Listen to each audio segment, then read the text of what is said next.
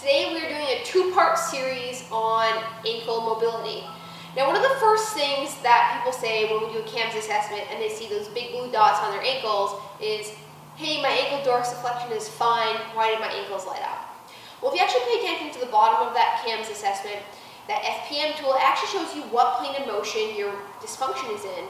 And 9 times out of 10, you're going to find that that ankle dysfunction is actually in the transverse plane, not dorsiflexion. So transverse plane, we're talking about the rotational capacity of the ankle, which helps keeps our knees out in our squat and in our lunge. So if we can't quite move our foot and our ankle that way, we're going to get kind of jammed up with our knees as well.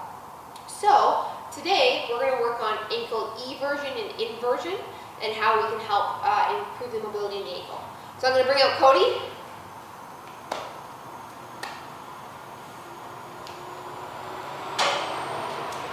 Now, for this one, multiple ways of doing this. We'll just let that truck pass before we continue on.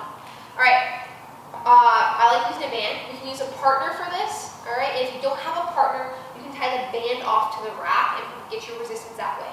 But we're going to do manual resistance. So, before we start, Cody, you just want to spin to the camera and show the difference between inversion, so foot caves in, and eversion, it comes out. Now we're going to have to switch which way we apply the resistance to the foot depending on which movement we do. We want to move against resistance. So I'm going to start with Cody's foot closest to you. Cody's going to go ahead and do inversion so that she's pulling against the resistance of the band. Important thing before we start is if Cody has her legs straight, she can actually recruit her quads to help, which is cheating. So we're going to get her to bend her knee so we can focus the effort on the lower body. You're also going to find that these exercises create a nice stimulus to both the peroneals and the anterior tib. So it's also a great exercise, not only if you're lacking that ankle mobility, but if you find yourself having shin splints. So I'm going to go ahead and provide resistance, and Cody's going to invert her foot.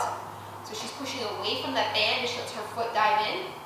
We're going to want to do 5 reps of these, nice and slow under control. So you kind of want a little bit of a tempo with these. After 5, we're going to go ahead and switch feet so that we can evert against that band. Perfect. Now she's going to go ahead and press into the band as she everts her foot. Perfect.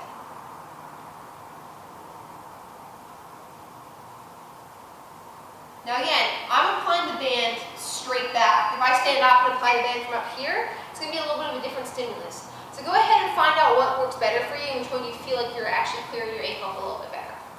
So go ahead and give that a try. Probably 2 sets of 5 reps on each foot is a good starting point. You probably get a little sore in front of your shins, but retest KAMS and see if you can get those blue dots in your ankles to disappear.